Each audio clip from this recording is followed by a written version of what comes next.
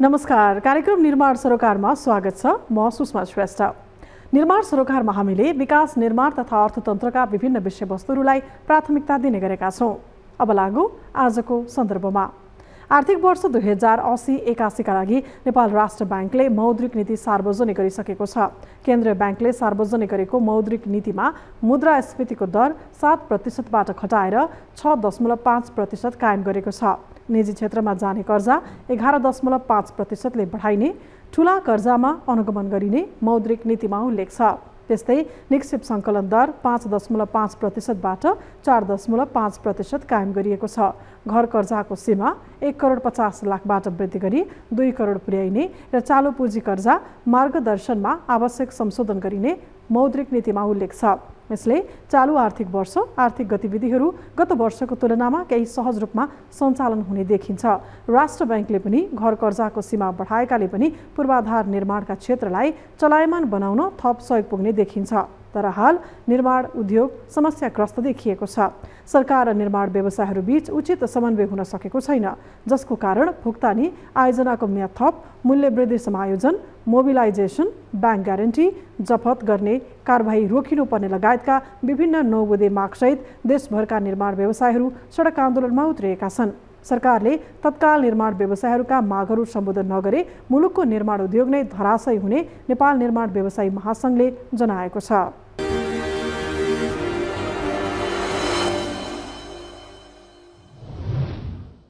अब लागौँ निर्माण सरोकारका सामग्रीहरूतर्फ। सरकारले निर्माण उद्योगका विभिन्न समस्याहरूलाई बेवास्ता गरेको भन्दै निर्माण व्यवसायीले सार्वजनिक खरिद अनुगमन कार्यालय घेराउ गरेका छन्। आइतबार काठमाडौँको तहाचल स्थित कार्यालयमा पुगेर देशभरका निर्माण व्यवसायीहरूको प्रतिनिधित्व गर्दै नेपाल निर्माण व्यवसायी महासङ्घले धरना दिएको हो। सरकारले सार्वजनिक खरिद अनुगमन अघि सार्वजनिक खरिद ऐन तथा नियमावलीको संशोधन, सम्पूर्ण ठेक्काको एकमुष्ट म्याद थप, जुनसुकै अवधिको ठेक्काको मूल्य समायोजन, व्यावहारिक माइलस्टोन खारेज, गुणस्तर र उपभोक्ताबाट निर्माण कार्य गर्ने नियम खारेज लगायतका माग निर्माण व्यवसायीहरूले राखेका छन्। अहिले देशैभरिका निर्माण व्यवसायीहरू भुक्तानीको अभावले अहिले यसरी छटपटाइरहेको छ कि उहाँहरूले भुक्तानी गर्न नसकेको कारणले गर्दा सम्पूर्ण मजदुरहरूको भुक्तानी भएको छैन, सप्लाई चेनको भुक्तानी भएको छैन, चेकहरू बााउन्स भएका छ र उहाँहरूलाई प्रहरीको धरपकडबाट पनि उहाँहरू पीडित हुनुहुन्छ। यस्तो अवस्थामा राज्यले भुक्तानी नदिएको अवस्थामा प्रहरीले धरपकड गर्ने होइन कि राज्यले यसको जिम्मेवारी लिएर ती साथीहरूको समस्यालाई सम्बोधन गर्ने र राष्ट्र बैंकले पनि सम्पूर्ण यो फोर्स लोनहरूलाई 1 वर्षको लागि म्याद थप गर्न। यस्तै सरकारले निर्माण व्यवसायीहरूलाई भुक्तानी नगर्दा व्यवसायीहरू चेक बााउन्समा परेर प्रहरीको धरपकडमा पर्न थालेकाले व्यवसायीहरूले 77 वटै जिल्लाका प्रमुख जिल्ला अधिकारीको कार्यालय र 7 प्रदेशका मुख्यमन्त्रीको कार्यालय अघि धरना दिएको महासङ्घको दाबी छ। साथै सरकारले जिम्मेवारीपूर्ण दायित्व वहन नगरेको कारण पूर्वाधार निर्माणको कार्यमा ढिलाइ भएको निर्माण व्यवसायीहरूको गुनासो छ। भौतिक पूर्वाधार भनेको यस्तो संस्था हो, यो राज्यको चाहिँ 60-70% रकम चाहिँ के भन्दाखेरि बाहिर मार्केटमा निकाल्ने। अब तपाईँको यो सम्पूर्ण घटक संस्थाहरूमध्ये सबभन्दा प्रथम घटक यो हो कि यसले पैसा बाहिर निकालेपछि सिमेन्ट उद्योग, डन्डी उद्योग, मेसिन उद्योग, कल कारखाना हरेक किसिमका चाहिँ उद्योग, तपाईँको चाहिँ लेबर सेबर सबै कुरालाई चाहिँ के भन्दाखेरि पैसा पुर्याउने संस्था हो। यो संस्था बिग्रियो भने राज्यको तपाईँको चाहिँ के भन्दाखेरि राज्यमा राजस्व जम्मा गर्ने संस्थै हुँदैन। यस्तो संस्थालाई चाहिँ हेपचाड हिसाब किताबले राज्यले को चाहिँ के भन्दाखेरि चाहिँ अब एक किसिम पोलिटिसियनहरू छन् भने अर्कोतिर तपाईँको चाहिँ यो के अरे तपाईँको ब्युरोक्रेटहरू छन्।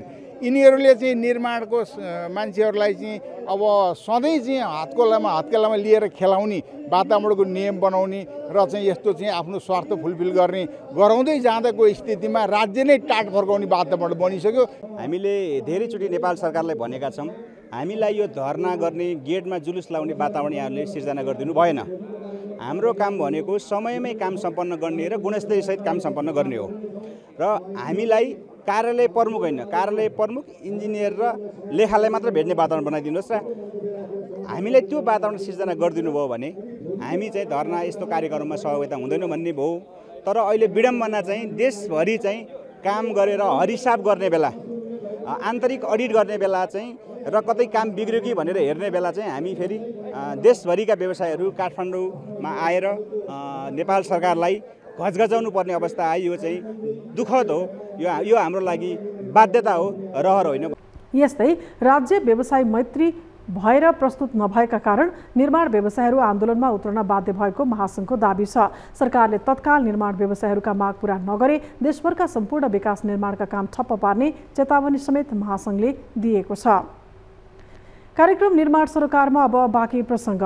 सरकारले निर्माण व्यवसायी र निर्माणका लागि प्रयोग गरिने उपकरणहरूको सुरक्षा गर्न नसकेको भन्दै नेपाल निर्माण व्यवसायी महासङ्घले गम्भीर आपत्ति जनाएको छ। महासङ्घले विज्ञप्ति जारी गर्दै सम्बन्धित निकायलाई पटक पटक ध्यानाकर्षण गराउँदा पनि निर्माण उद्योगी र उपकरणको सुरक्षामा कुनै चासो नदेखाएको उल्लेख गरेको छ। राज्यका निकायहरूले सैद्धान्तिक रूपमा निर्माण व्यवसायहरू सहित निर्माण उपकरणहरूको सुरक्षाको जिम्मेवारी लिने आश्वासन दिए तापनि व्यवहारमा लागू हुन नसकेको महासङ्घको टिप्पणी छ। रूपन्देही जिल्लाको बुटवलमा कालीगण्डकी निर्माण सेवाका सञ्चालक इन्जिनियर निर्मल खत्रीमाथि ढुङ्गामुढा प्रहार गर्दै खुकुरी समेत प्रहार गरी सख्त घाइते बनाएको घटनाप्रति गम्भीर ध्यानाकर्षण भएको महासङ्घले जनाएको छ।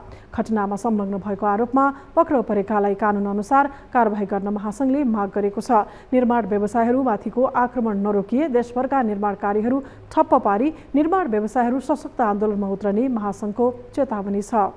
कार्यक्रम निर्माण सरोकारमा अब पालो निर्माण अन्तर्वार्ताको।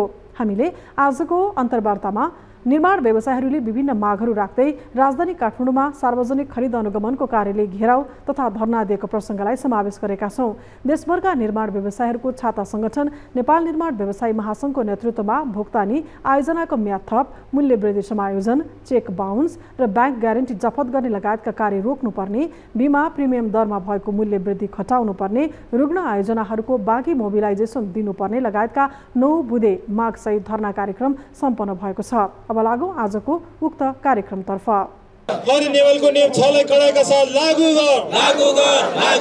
सबैभन्दा ठुलो समस्या के भने विगतमा अर्थमन्त्रीज्यूले प्रतिबद्धता जनाए अनुसार हामीले काम गरेका कामहरूको भुक्तानी पाएनौँ।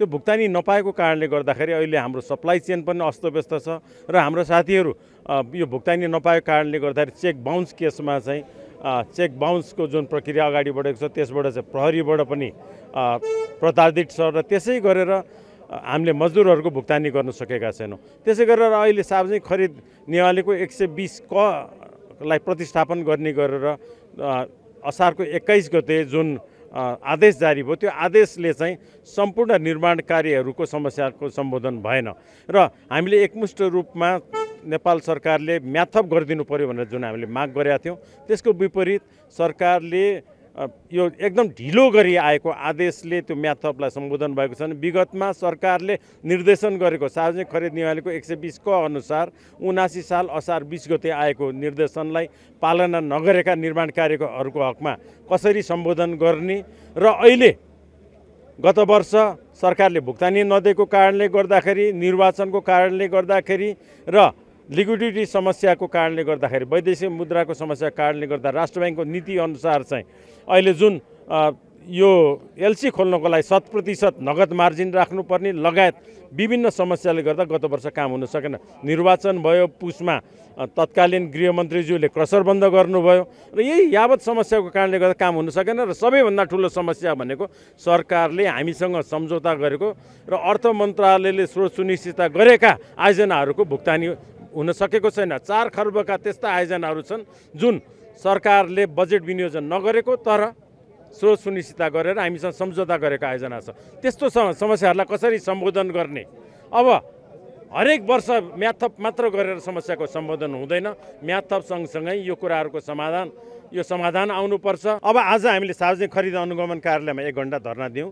भोलिदेखि सम्मान्य प्रधानमन्त्रीज्यूको निवासको अगाडि बिहान 9 बजेदेखि 10 बजेसम्म हामी धरना दिन्छौँ र त्यसपछि पनि यो सरकारले गम्भीर भएर हामीसँग छलफल गरेन, वार्ता गरेन भने हामीले अब 16 गते पश्चात चाहिँ राजधानी केन्द्रित आन्दोलन गर्छौँ। त्यो राजधानी केन्द्रित आन्दोलनमा चाहिँ हाम्रो यन्त्र उपकरण सहितको प्रस्तुति हामी गर्न बाध्य हुन्छौँ। हामीले हाम्रा यन्त्र उपकरणहरू पनि सडकमा ल्याउनु पर्ने, विरोधको स्वरहरू त्यसरी अगाडि बढाउनु पर्ने हुन्छ र हामीले राजधानी केन्द्रित आन्दोलन गर्दाखेरि चाहिँ हाम्रा हेभी इक्विपमेन्टदेखि लगाएर त्यसको प्रदर्शनी सहितको आन्दोलनहरू हामी गर्न गइरहेका हुन्छौँ। राजनीतिक प्रतिबद्धता नभएकोहरू नेताहरू जो शक्तिमा पुग्नुहुन्छ उहाँहरूले राष्ट्र निर्माण भन्दा पनि आफ्नो क्षेत्र निर्माण र आफ्नो क्षेत्रको भोटर्सलाई प्रभावित गर्ने गरेर योजनाहरू लानुहुन्छ र उहाँहरूले त्यो योजना चाहिँ राष्ट्रलाई प्रतिफल दिने, जनतालाई प्रतिफल दिने योजना भन्दा पनि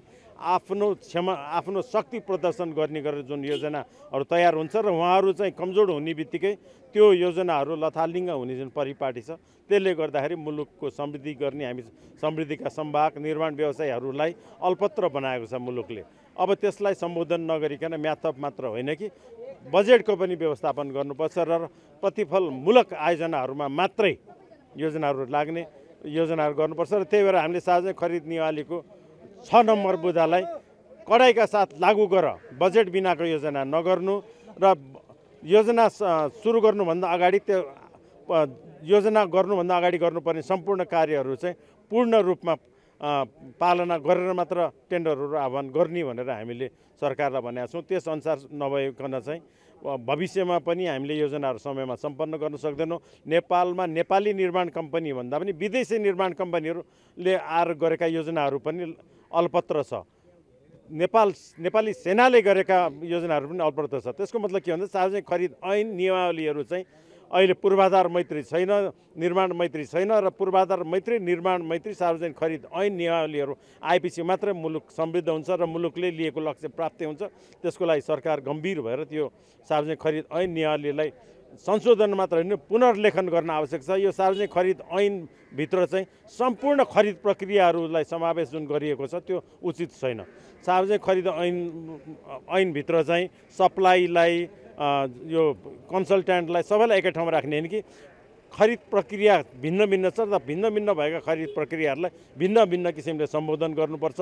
हवाईजहाज किन्नेदेखि लिएर औषधि किन्नेदेखि लिएर रासन किन्नेदेखि लिएर सार्वजनिक खरिदको लागि पनि एउटा ऐन छ। यो ऐनलाई चाहिँ फरक बनाएर सार्वजनिक खरिद ऐनमा चाहिँ विकास निर्माणको काम गर्नेलाई एउटा किसिमको ऐन नियम कानुन, सप्लाईलाई अर्को किसिमको ऐन नियम कानुन र यो प्रोक्युरमेन्ट जुन गभर्मेन्टको सप्लाई प्रोक्युरमेन्ट हुन्छ त्यसलाई छुट्टै किसिमको सार्वजनिक खरिद ऐनको आवश्यकता छ भन्ने हामीले महसुस गरेर यसलाई पूर्ण रूपमा पुनर्लेखन गर्न हामीले अनुरोध गरेका छौँ। गरिहाल्नुपर्ने चाहिँ के छ भने 10 अर्ब रुपियाँ अर्थ मन्त्रालयमा विकास मन्त्रालयबाट सिफारिस भएका बिलहरूको भुक्तानी र 40 अर्ब रुपियाँ जुन बिल यो माइलस्टोन र विविध कारणले गर्दाखेरि बिल बन्न नसकेको आयोजनाहरूलाई बिल बन्ने वातावरण बनाएर भुक्तानीको व्यवस्थापन र एकमुष्ट रूपमा चाहिँ म्याथअप र मूल्य समायोजन।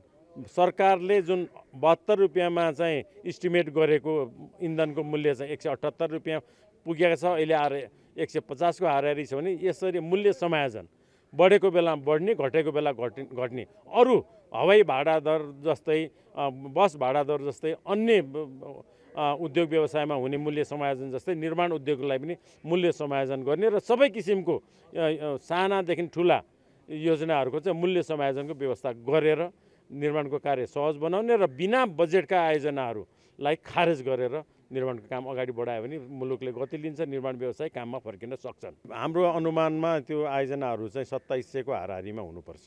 एकमुष्ट म्याथअप पनि गर्नुपर्छ र म्याथअप सँगसँगै ती आयोजनाहरू त्यो 2700 मध्ये लगभग 700-800 आयोजनाहरू चाहिँ बिना बजेटको विभिन्न लामो समयदेखि विभिन्न कारणले चाहिँ निर्माण कार्यले गति दिन नसकेका आयोजनाहरूलाई खारेज गरेर सञ्चालन हुन सक्ने आयोजना बजेटका आयोजनाहरूलाई मात्र सञ्चालन गर्ने हो भने लगभग 1700 को हाराहारी हुन्छ। अब सरकारको मापदण्ड कस्तो छ भन्दाखेरि असार महिनामा गएर सम्पूर्ण भुक्तानी हुन्छ अथवा रकमान्तर हुन्छ भन्दा वर्षमा एकचोटि भुक्तानी गरेर नेपालका निर्माण व्यवसायहरूले कसरी नियमित काम गर्न सक्छन्। तपाईहरुले प्रमाणित तथ्य छ, सरकारले भुक्तानी चाहिँ असार महिनामा गर्यो, 2 खर्बको पुँजीगत खर्च गर्यो। त्यो खर्च चाहिँ साउन भदौ असोज कात्ते मङ्सिरमा प्रत्येक महिना गर्दै गरेको भए अर्थतन्त्र पनि चलायमान हुन्थ्यो, निर्माण कम्पनीहरूले अझ बढी काम गर्न सक्थ्यो। 2 खर्ब होइन, अहिले हामीले काम गरेको 2.5 खर्बभन्दा बढीको काम गरेकोमा 2 खर्बको भुक्तानी भयो होला, 50 अर्बको बाँकी थियो भने सरकारले लिएको लक्ष्यभन्दा पनि अगाडि हामी बढ्न सक्थ्यौँ। अहिले 5 वटाको निर्माण कार्य भएपछि निर्माण कम्पनीहरूले यसरी काम अगाडि बढाएको छ कि लक्ष्यभन्दा अगाडि बोनस पाउने किसिमले काम गरेछ, तर सरकारले भुक्तानी नगरेर ती कामहरू अड्काएको अवस्था छ। भन्दा मूल रूपमा नेपाल सरकारले नै यो सार्वजनिक खरिद ऐन विपरीत काम गरेको छ, भुक्तानी दिएको छैन र म्याथप गर्दाखेरि विगतका वर्षमा चाहिँ सम्बन्धित योजना प्रमुख र डिजीले म्याथप नगरेको सरकारले आदेश गरेको छ। सार्वजनिक खरिद नियमले 120 कमा चाहिँ 2079 साल असार 20 गते आदेश गरेको छ सम्पूर्ण योजनाहरूको म्याथप गर्नु, तर 400 वटा भन्दा बढी योजनाहरूको म्याथप भएको छ। ती कार्यालय प्रमुखहरूलाई त्यो रिटायर भएको डिजीलाई के कारबाही भयो? त्यो कारबाही नभएपछि त अझ बढी अहिले चाहिँ स्वाभाविक अधिकार प्रयोग गर्ने गरेर नेपाल सरकारले चाहिँ यो असारको 21 गते 80 साल असार 21 गते एउटा आदेश जारी भएको छ। अब यसको के ग्यारेन्टी लिन सकिन्छ भन्दाखेरि नेपालमा स्वाभाविक अधिकार प्रयोग गर्दाखेरि चाहिँ अनियमितता हुने सम्भावना पनि बढ्ने र सामान्यतया कर्मचारीले विवेकले काम गर्दाखेरि सर्भिलेन्स एजेन्सिजहरूको डरले गर्दाखेरि पनि म्याथप लगायतका कुराहरूमा समस्या हुन्छ। त्यही भएर एकमुष्ट रूपमा म्याथप पनि हुनुपर्छ, भुक्तानीको व्यवस्थापन पनि हुनुपर्छ र बिना बजेटका आयोजनाहरू खारेज पनि गर्नुपर्छ। तब मात्र निर्माणले गति लिन सक्छ, अर्थतन्त्र चलायमान हुन्छ र राज्यले लिएको लक्ष्य प्राप्ति हुन्छ। र हामीले अहिले डिमान्ड क्रिएट गर्न नसकेको कारणले गर्दा उद्योगहरूले चाहिँ आफ्नो क्षमताभन्दा 25-30% मात्र सञ्चालन भएको छ र सँगसँगै राज्यमा अन्य पक्षहरूले पनि कार्टेलिङ गरेको छ। बिमामा कार्टेलिङ भएको छ। अब यो फलामे डन्डीहरूमा चाहिँ समय समयमा कार्टेलिङ हुन्छ। 1 महिना अगाडिसम्मको फलामको मूल्य र अहिले चाहिँ 15 रुपियाँ फरक भएको छ भन्दाखेरि यो इन्टरनेसनल्ली डलरको मूल्य पनि उही हुने, नेपालको भन्सारको दरबन्दी पनि उही हुने, तर 1 महिनाको बिचमा 15 रुपियाँको डन्डीको बिचमा जुन फरक आएको छ, यस्ता कुराहरूलाई पनि सरकारले कन्ट्रोल गर्नुपर्छ र उद्योगीहरूले पनि उचित मुनाफा लिने र समय अनुसार चाहिँ त्यो कार्टेलिङ गर्ने जुन हाम्रो प्र्याक्टिस छ, त्यो कार्टेलिङ गर्ने प्र्याक्टिसलाई पनि निरुत्साहित गर्ने काम नेपाल सरकारले गर्नुपर्छ।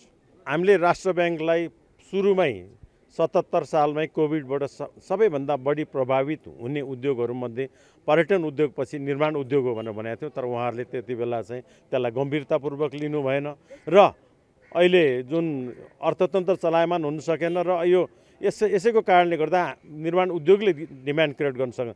2 वर्षसम्म हाम्रो ओभरहेड खर्चहरू मात्र बढ्न गयो र हामीले निर्माणको कामहरूलाई गति दिन सकेनौँ र अर्कोतिर सरकारले भुक्तानी गर्न सकेन। यो वर्ष सरकारले राष्ट्र ब्याङ्कले चाहिँ यसलाई गम्भीरतापूर्वक लिएर निर्माण उद्योगलाई प्रभावित भएको छ। निर्माण चाहिँ माइनस भयो, यसको ग्रोथ माइनस भयो भन्दा हामीले सरकारलाई सचेत गराउँदै पनि राष्ट्र ब्याङ्कले सरकारले यसमा गम्भीरतापूर्वक लिएन। त्यसको असर के भयो भने हामीले डिमान्ड गर्न सकेनौँ र अर्थतन्त्र नै समस्यामा पर्यो। अब यसलाई सुधार गर्ने काम कोर्स करेक्सन भएको छ, राष्ट्र ब्याङ्कले यसलाई प्रभावित नराखेको छ र अब राष्ट्र ब्याङ्कले के गर्नुपर्छ भन्दाखेरि 1 वर्षसम्मको लागि यो प्रोभिजनमा जाने कुराहरू छ त्यो जम्मै त्यो फोर्स लोनहरूलाई चाहिँ राष्ट्र ब्याङ्कले 1 वर्षको म्याथप गरिदिनुपर्छ र यसलाई अन्य लोन सरह राष्ट्र ब्याङ्कले चाहिँ निर्देशन दिएर ब्याङ्कहरूले अन्य लोन सरह गरेर निर्माण उद्योगलाई चलायमान गर्ने काम राष्ट्र ब्याङ्कले गरिदिनुपर्छ। यसले मौद्रिक नीति संशोधन गर्दाखेरि इफेक्टिभ भनेको छ। अब यसलाई कार्यविधि बनाउँदाखेरि सरल हिसाबले निर्माण उद्योगमा लागेकाहरूको चाहिँ फोर्स लोनहरूलाई सहज गरिदिने र चैत्रसम्म चाहिँ नियमित रूपमा किस्ता तिर्नेकोले मात्रै चाहिँ रिफाइनान्सिङ पाउने भनेको छ। जसले चैत्र महिनासम्म नियमित रूपमा किस्ता ब्याज तिर्न सक्छ उसलाई त फाइनेन्सिङको आवश्यकता छैन होला, तर जो साथीहरूले चाहिँ विगतका वर्षहरूमा कोभिडको कारणले गर्दा यो मूल्यवृद्धिको कारणले गर्दाखेरि चाहिँ किस्ता ब्याजहरू तिर्न सक्नु भएको छैन उहाँहरूलाई चाहिँ सर्भाइभ गराउने रिभाइभ गराउने काम राष्ट्र ब्याङ्कले गर्नुपर्छ। त्यही अनुसारको यो कार्यविधि बनाउनुपर्छ र सबैलाई सहज बनाएर यो अर्थतन्त्र चलायमान गरेर एकल बिन्दुको ब्याजदर लगानीमा एकल बिन्दुको ब्याजदर पूर्वाधार उद्योगमा राष्ट्र ब्याङ्कले निर्धारण गरिदिनुपर्छ र रिफाइनान्स पनि गर्नुपर्छ र ती समस्याग्रस्त निर्माण कम्पनी ऋणीहरूलाई चाहिँ उत्थानको काम राष्ट्र ब्याङ्कले गर्नुपर्छ। सम्पूर्ण ठेकाको एकमुष्ट म्याद थप गर, विभिन्न निकाय कार्यवाद गरेर तुरुन्त भुक्तानी गर।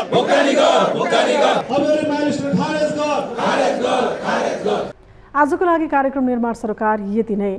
तपाईको आफ्नो स्थानीय क्षेत्रमा भएका विकास निर्माण तथा निर्माण क्षेत्रका विषयमा कुनै पनि गुनासो तथा समस्याहरू छन् भने हामीलाई सम्पर्क गर्न सक्नुहुनेछ।